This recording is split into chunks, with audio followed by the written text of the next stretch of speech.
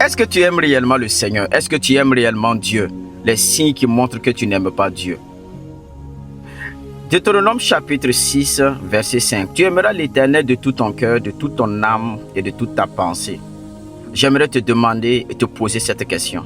Est-ce que tu aimes réellement le Seigneur? Si tu aimes réellement le Seigneur, l'un des signes qui prouve que tu l'aimes, c'est que tu parles aisément de lui.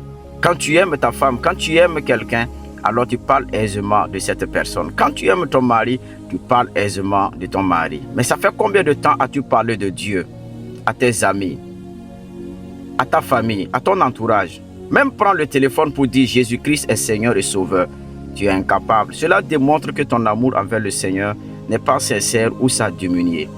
Deuxième signe qui montre que tu n'aimes pas le Seigneur, c'est que c'est difficile pour toi d'atterrir dans la maison de l'Éternel.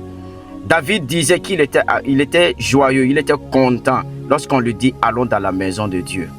Mais pour ton cas, c'est que tu es en train de faire grâce à Dieu. Le jour que le pasteur te voit à l'église, il sait automatiquement que tu es en train de faire grâce à Dieu. Parce que c'est difficile pour toi de te voir à l'église. Frère, regarde, examine l'état de ton amour envers ton Dieu. La Bible dit qu'une fois dans les parvis de l'Éternel vaut mieux que 1000 ailleurs. Vaut mieux que 1000 ailleurs.